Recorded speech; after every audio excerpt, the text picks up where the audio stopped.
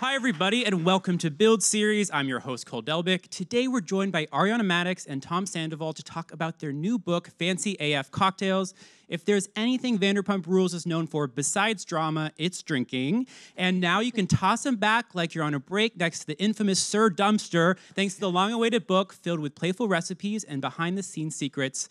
The 8th season of the Bravo series also arrives next month, so we, of course, have to find out what everyone's been up to since we last saw them. So let's raise our glasses high and give it up for Tom and Ariana. Thank you. That was a lovely intro. Yeah, it was. It was awesome. Thank you so much for being here. I mean, it's so exciting. The book is so beautifully put together. There are already like 14 cocktails that I've bookmarked to make after this interview. Nice. How does it feel for it to finally be out?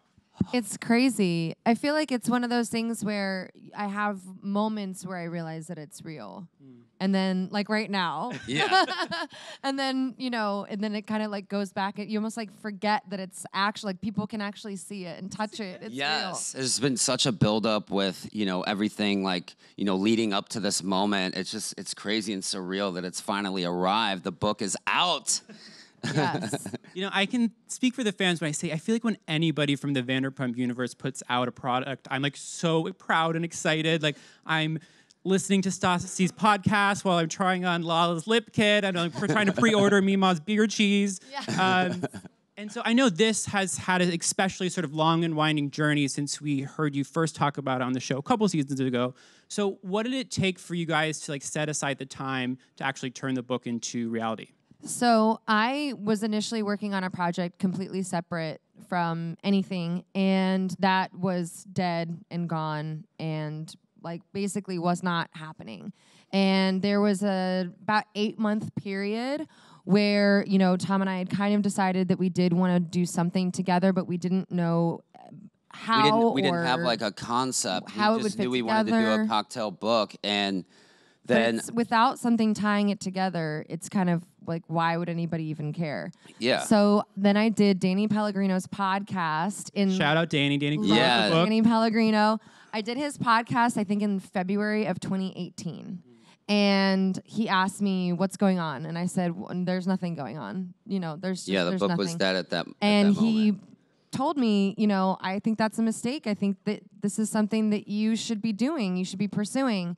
And he came to us with this title, with the concept of classy to trashy, and it perfectly fit and encompassed everything that we had been wanting to do. And he really kind of made it happen. Yeah. He sat down with us, started to explain to him, like, because we didn't know what direction. Obviously, we don't want to just put out a cocktail book that's just 1,000 recipes. I mean, everybody can just Google how to make a margarita. You actually have that book, the 1,000. I do, actually.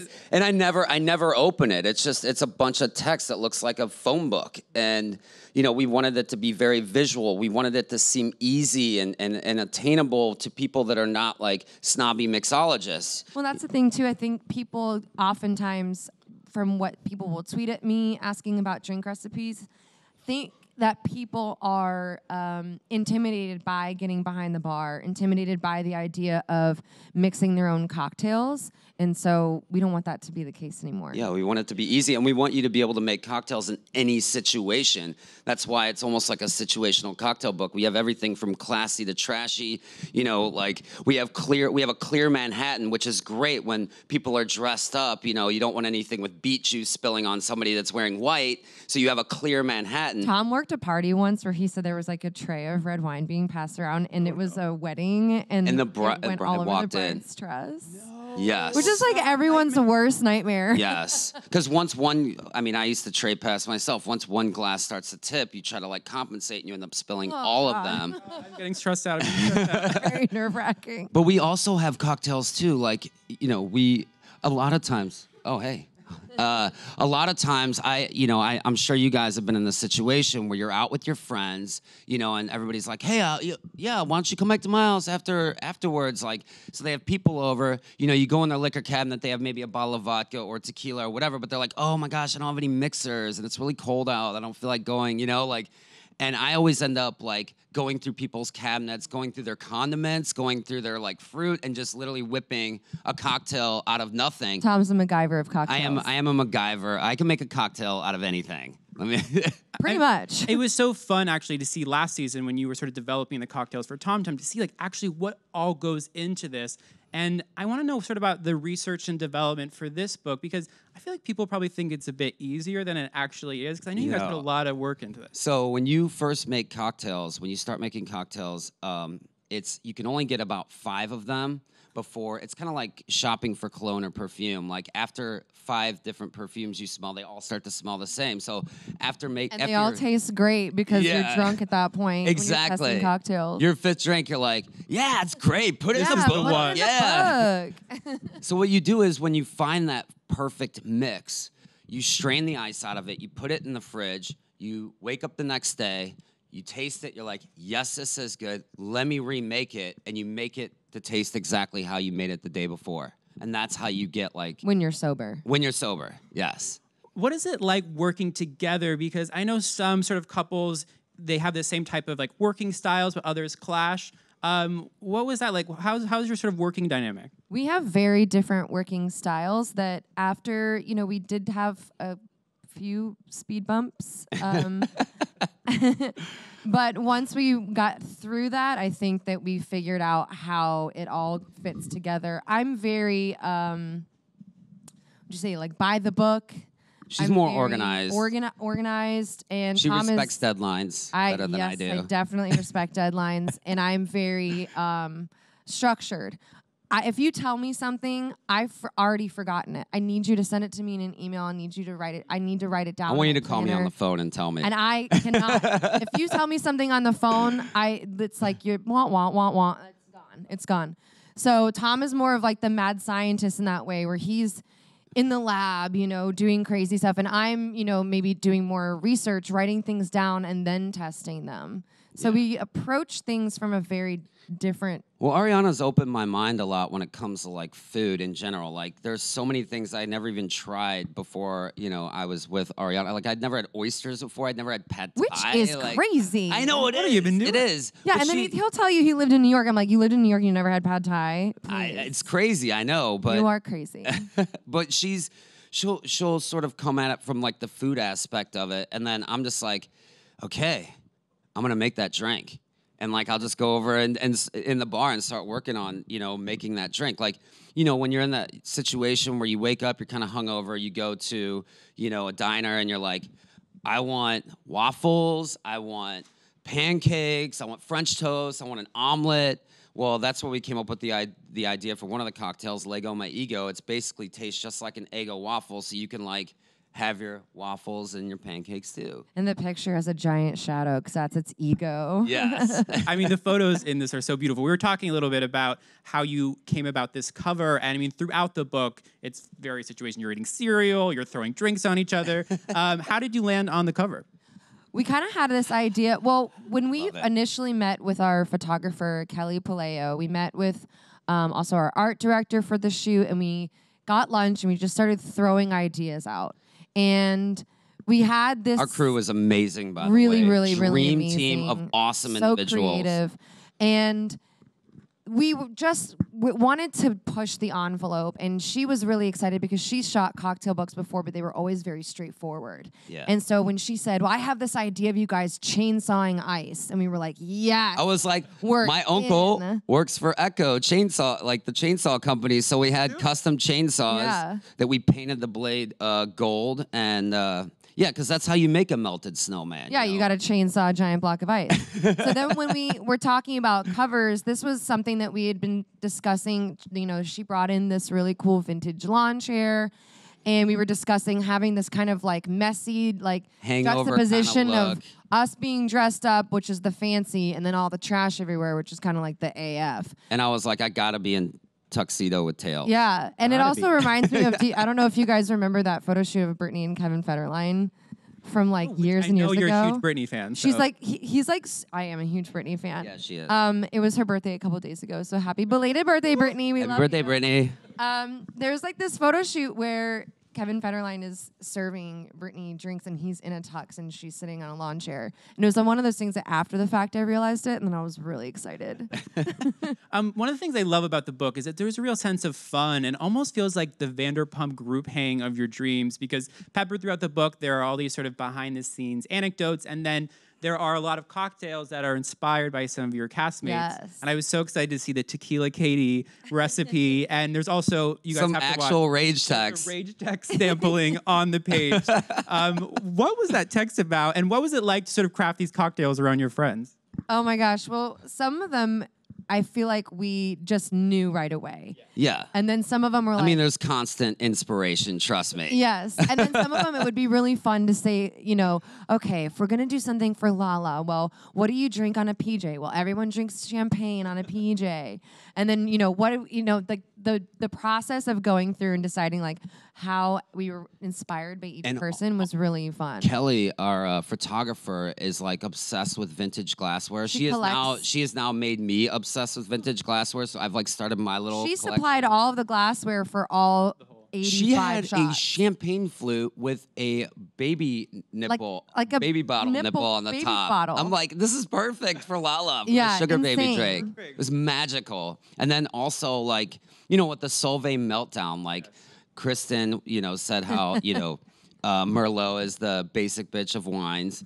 And so I'm like, all right, well, I'm going to create a cocktail with Merlot called the Solvay Meltdown, a little whiskey, you know? Yes. Make it a little red, you know? I was so excited about that picture. It was My so legs, like, great. What was the reaction? Did you sort of give them the heads up? Have they read the book yet? We definitely gave them a bit of a heads up. I feel like everybody is really excited. Yeah, and, they're stoked. obviously, Kristen, you know, the other day, she was like, everybody get the book, definitely make the Bitter X, and definitely make the Solving Meltdown, which are two of the best drinks in the book. And I think it's really cool that they get to be a part of it, too. Yeah.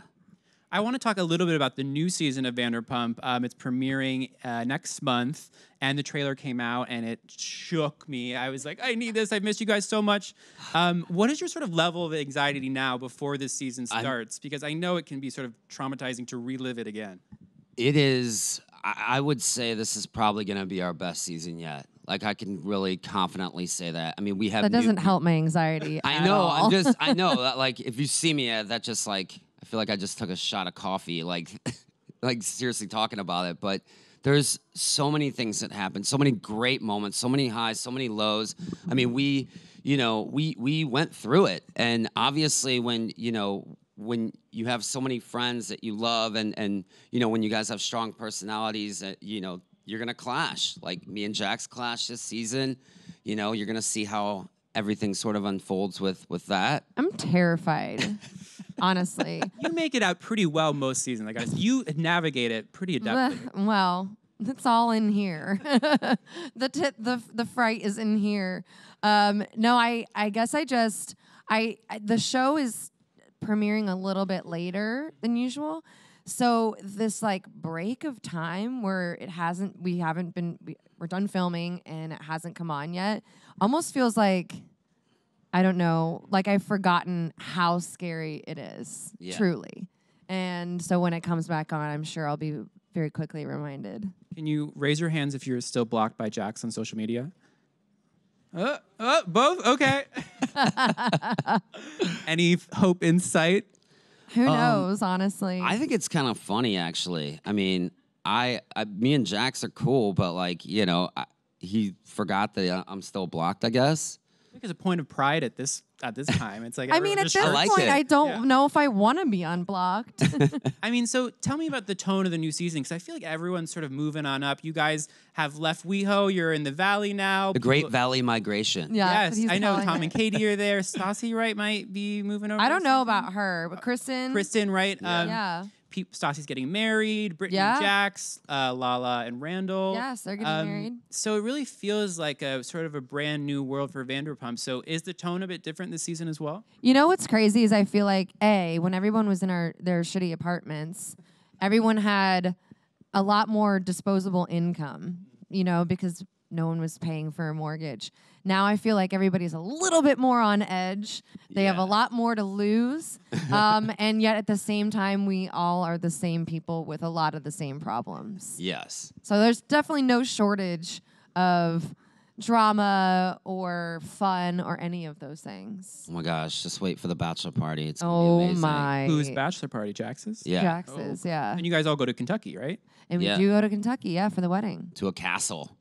Yeah. We're at a castle. Kentucky Castle. And I'm also excited because it's like there's a fresh new crop of servers, right? And I mean, as much as you guys deliver season after season, I am like really excited to get some like messy 20-somethings in there. Like, Yeah, they're mistakes. awesome. They're great. awesome. I mean, Max, he's the GM of TomTom. I talk to him pretty much almost every day. Dana's a really good friend of ours. Yeah. Danica has been a manager at Surf for years. So like, it's not like people that are just like, hey, nice to meet you. Like, these are all people that we've known for a while, and they're now just sort of getting like more of a spotlight on them. I mean, that's perfect because I think that's what makes the show a success is that these are relationships Yeah. that exist outside of Yes. filming and they're really deeper than I think people think. Yeah. Real deep. Did you guys take any sort of like a mentorship role? Because I mean, that's a lot to be working at this restaurant, but then to be your lives to be filmed and sort of shared Sometimes across. we have to kind of convince them to stick with it. Yeah. Because Sometimes I obviously it's scary. scary. It's really scary. I always saw, whenever somebody, kind of new is starting to get filmed on our show, like I always try to reach out to them and let them know, like, look, like you have to be open and honest with your life and how you feel. Do not put on a front. Do not come on here and try to like sell your brand. Because like we're all really putting ourselves out there. Yeah. You know what I mean? Like, so you're not about to come in here with like this act thing or whatever. And you're not about to just comment on my life without revealing yours. So I always tell them to do that. And I say, as long as you do that, like, I'm not, I'll look out for you. You're not going to like, nobody's going to come after you in that sense. So that's all we ever ask is just be open and honest with your true feelings and be yourself. And I think viewers can really sense that. Like, their bullshit meter for reality TV is a lot more attuned now, I think, than it was. And if someone's, like, first season hawking a product, it's like, no, Yeah, or if somebody comes in hot, like they just want to fight everybody, you're like, what are you doing? Yeah. Speaking of coming in hot and fighting everybody, Yeah. What sort of Who's role here? No, I'm just kidding. and James, no. What sort of role does he have this season? Because you guys have both been sort of his supporters through sort of thick and thin a bit, not sort of excusing his behavior, but trying to give some context to it, Sure, maybe. yeah. And it seems like he has another rocky season ahead. I mean, and he has actually a couple cocktails in here, the lightweight. DJ Lightweight. DJ Lightweight, yeah. What's his role this season? 'Cause I know he's such a polarizing figure for fans. He is a polarizing figure, and I think, he's created that for himself in many ways because, sometimes you can empathize maybe or sympathize with what he's going through, but then the way he handles it sometimes is just So destructive. So Counterproductive. destructive. But at the same time, I feel like we've all been there. We've all been kind of assholes. So I feel like, it's not that he gets a pass, but at the same time, a little bit of understanding goes a long way. And from what I saw in the trailer, he does seem to have a very rocky few months. Yeah, I mean, obviously we weren't there physically, like Some of the witnessing stuff what I was like, going on. I don't know. Yeah, we don't know because we're not there, like when it's happening. So we don't know. We only know what we film, what we, live. So I mean, I know that he has been sober now for, I think he said 5 or 6 months. yeah.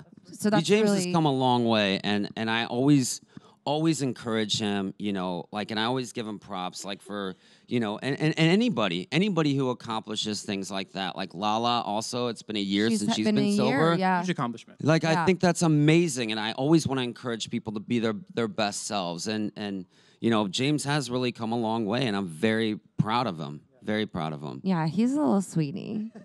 And where does your sort of relationship with Lisa stand? I'm sort of curious to see her on Vanderpump this year after her exit from The Housewives. And I thought a really sort of great moment last year was you sort of sticking up for Tom and how sometimes Tom and Tom can be characterized a certain way when actually they're putting in a lot of effort and hard work. How will she play into the show this year? Will we be seeing more of Lisa?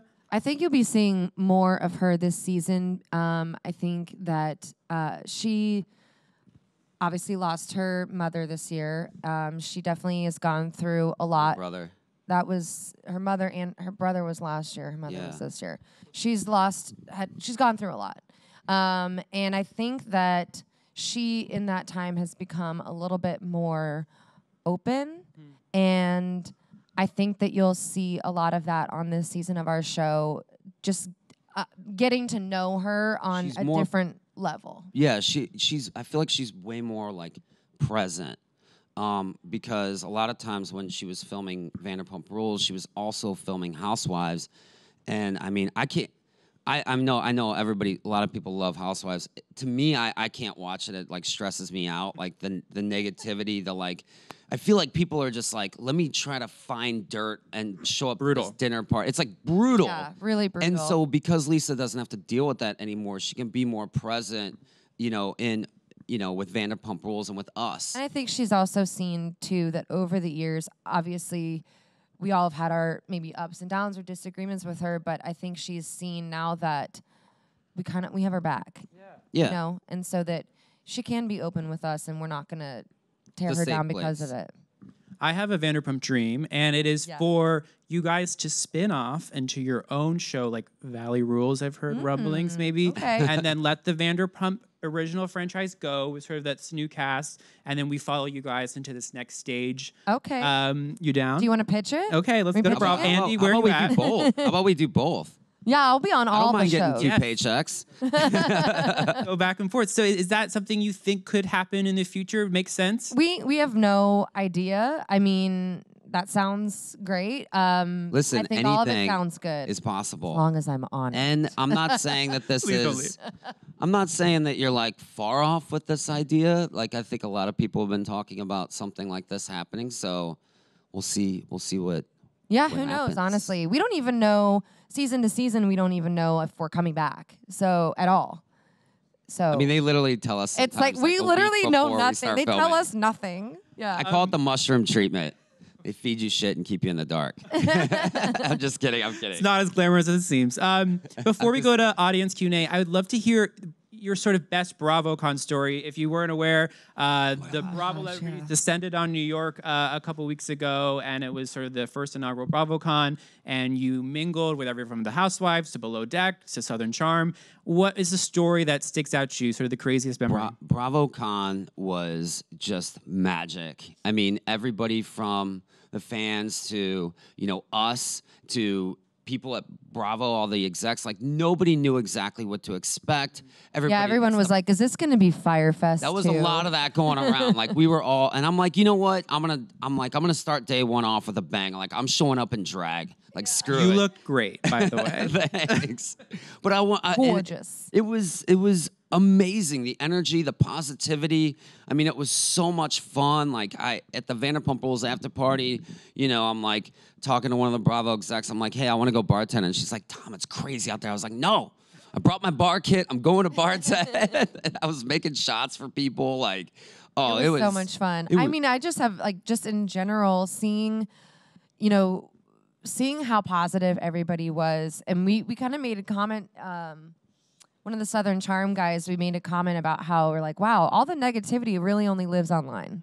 Because right here in this moment at BravoCon, it is nothing but love and happiness, and everyone is in this together. Lots of hugs. So many hugs. Yeah. All the hugs. That's I love what we hugs. need more Awesome. of. Yeah. Like a drug. The positivity to me, I was just like... Hugs, not drugs. Drugs. Next book. Okay, we're going to turn up to our Twitter question. David Daffin wants to know, do you guys think Jax and Brittany's venture into beer cheese, I already love this question, will work out? And what would be a good wine to pair with the beer cheese? Wow. Ooh. Okay. Well, do I think it'll work out? I mean, honestly, it can if they, you just got to go for it. I think it's a great Getting niche into food product. is a tough market. It's delicious. But it is tastes great. delicious. It's awesome. The That spicy beer one's cheese my is favorite. delicious. A good wine to pair. I would do a Malbec. Oh, yeah, with the the spicy. Yeah, that's a good choice. I was going to say maybe if it's a little too heavy, you could go with like a Pinot Noir. Yeah, definitely. Yeah. Okay, next question. Oh, we have an audience question. Oh, yes. What's up? Hello. Hi, Ariana. This one's for you. Oh, I love your dress. Thank you so much. much. So we want to know if you still have the same opinion on marriage and babies. And Yeah, I do. You do? Okay. Yeah, samesies. Done. Great. You just added 2 more years. No, I'm just kidding. Every time. And one more question. Hi, guys. Hi. Hey. Oh, again, a really cute sweater. Thank you so much. So I have a friend who is having a 21st birthday next month, and I was wondering, what do you recommend would be some good cocktails for her birthday? Ooh. How long has she been drinking since before she turned 21? Yeah. About a year. Okay, Is this, cool. Is Okay, this cool. a start? Is this So a she's start? like a starter. Okay, is this a She's a start of the beginner. night type cocktails, like before you go out, or are you Yeah. just planning on having people over? Yeah, because we're going out later. Okay. I think you should do the THT, obviously without the CBD oil. It So has let her know how to. Yeah, it has matcha. I mean, you can read it in the book, but it has it has matcha powder with gin or vodka. You can do it has ginger liqueur, Canton's ginger liqueur, and then you have ginger lemon kombucha with Saint Germain. It's so good. It's so good, and it's an upper. So it's a good start of the night. And anytime you're making cocktails like this, just replace ounces with cups. So if it's 1.5 Make ounces, a big batch in a pitcher. do a big batch in a pitcher. Make it that way. You're not just sitting there making cocktails the whole time, and then just put it in a shaker, shake it, and then top it with whatever's fizzy in the recipe. But yeah, do Yes. that one. I'm gonna Great give this to one. you afterwards, and we can go. Yeah, we'll go through it Yeah. step by step. Thank you, guys. Yeah, for sure. Before I let you go, I have one question. I know we have not known each other long, but I was wondering if you were to create a cocktail for me, what would it be, and what would it taste like? What Please be is nice. your poison? Vodka. You like vodka? Do you like spicy? Do you like? Yes, I like spicy. Okay, I would do. What about the? Yeah, I would do peach Ciroc with a little bit of jalapeno and/or firewater bitters, grapefruit juice, fresh lime juice, a splash of cran, and I call it the hot pink. I love Yes. that. I have not been to Tom Tom yet, but I need to make my pilgrimage. You do need. Yes, to. you do. And you need to get the artichoke dip. And the tamakaze. Okay, I'm gonna hold both of you to this. Everyone, make sure to buy Fancy AF cocktails. It's out now. Yes. And catch Vanderpump when it returns next month. Let's give it up for Ariana and Tom. Thank you, guys.